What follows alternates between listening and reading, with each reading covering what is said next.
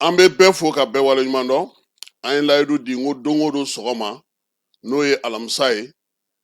cadeau tɛ di nka an lamɛnbaaw olu de bɛ weleli kɛ ka ɲɛfɔli kɛ an ye. Maa min y'an wele bi Konate ka bɔ Katikaw fɛ chauffeur don. A ko ko Bamakɔ bilama k'a kɛlen don kamanaganko ye dɛ fala ye. Min ye sira ko n'i donna Bamakɔ kɔnɔ ko f'i bɛ fili ko n'a sɔrɔ i donna Bamakɔ yɛrɛ kɔnɔ. A ye min fɔ an ka jɛ ka ale lamɛn.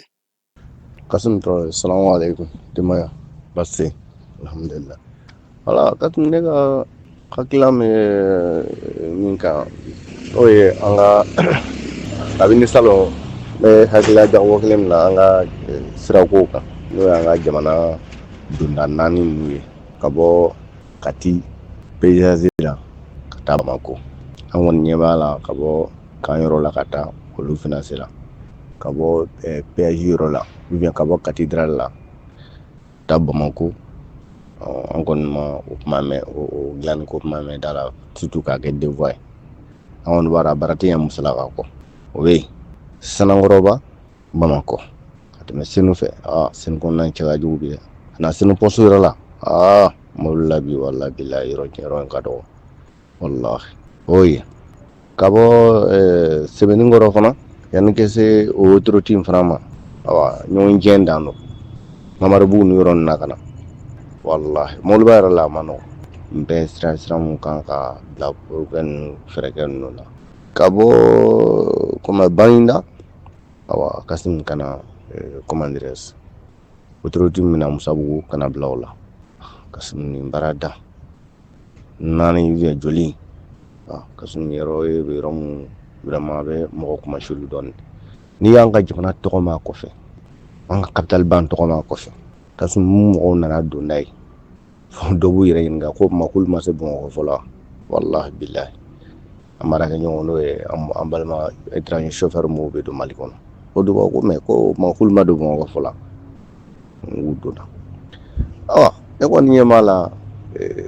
comment dirais sira dɔ in a bɛ chinois société min bolo n'u tun bɛ comme Kayi Sandare kan an tulo b'a la ko nin sira fana dɔn b'olu bolo. An ta hakilina tɛ dɛ an b'an ko a k'an ta ye ne bolo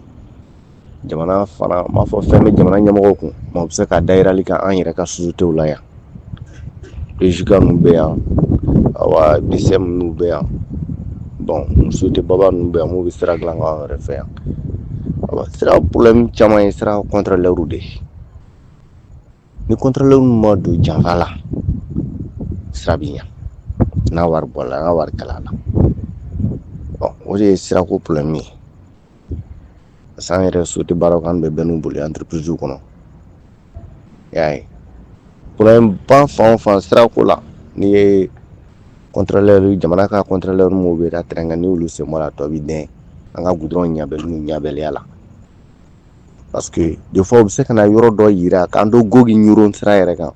don dɔ contrôleur dɔw tun bɛ yen an t'u dɔn mais u tun bɛ se ka na yira mɔgɔ ninnu na k'a ta yan fɔ tan ko k'a bɛɛ wuli k'a si ma ɲɛ n'o kɛra dɔrɔn i b'o ɲɛmɔgɔ n'u ye boliboli la an kun t'a dɔn min b'a kɔrɔ i y'a faamuya o waatiw tɛmɛna ne bolo an yɛrɛ ka entreprise bɛ yan u k'a lajɛ u kɛ baara ninnu dɔw di an yɛrɛ ka entreprise ma ninnu kɛ sinayiw yɛrɛ la fana bɛ baara avancer dɔɔni a bɛ baara in ta ɲɛ Bamako ka bɔ comment dirais-je Gaburuyɛli Ture yɔrɔ la fo ka taa fɔ Moribabugu goudron autoroute in na je pense que o fana bɛ société kelen bolo n'an yɛrɛ ka société dɔw bɛ se ka dɔ kɛ ni min bɛ se hali ni fɛn tɛ jamana kun n'i b'a dɔn i bɛ se k'a daminɛ a kɛ da yɛrɛ la ka dɔ kɛ d'an yɛrɛ ka entreprise ma ne yɛrɛ bolo m'a fɔ an ta dugumala kalama an t'a ye hakilina yira de kasi an b'o kuma kan ɲɛmɔgɔw sɔrɔ n'u sera ka ko ninnu don waleya ten a b'a to peut-être dɔ bɛ bɔ nin sira ni waati bɛɛ kasara ninnu na Kati comment dirais-je Kati Mɔmiranbugu nin yɔrɔ in Kati Mɔmiranbugu Kati PJZ Mɔmiranbugu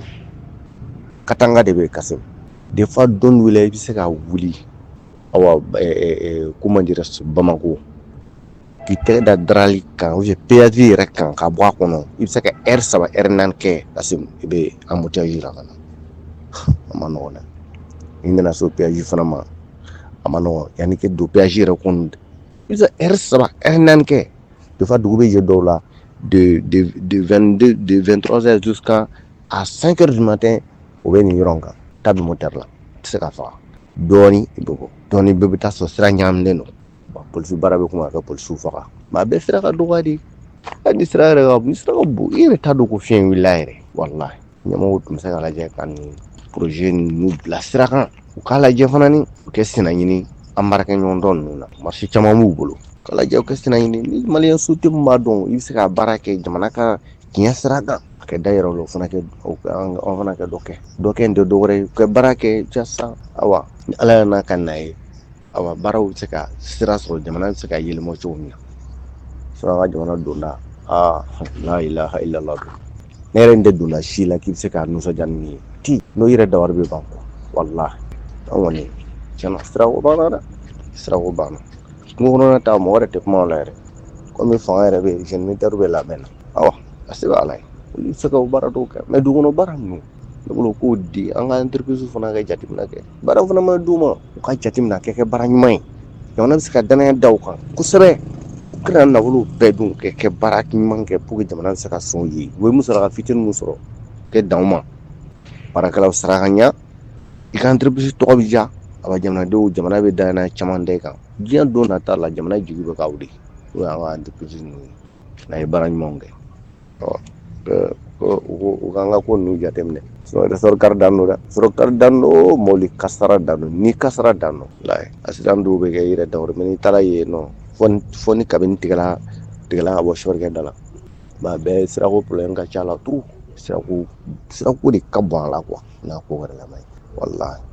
parce que hali n'i ka frein banna sira ni fitinin n'i taara yan fɛ dingɛ bɛ yen n'i taara yan fɛ dingɛ bɛ yen i bɛ mun kɛ i b'a bɔ ka bin i bɛ t'i gosi dɔ la a dun bɛɛ jɔn fɔlɔ bɛ to a la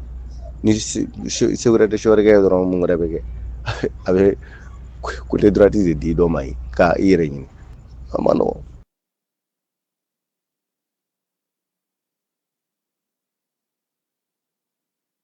Wala nin ye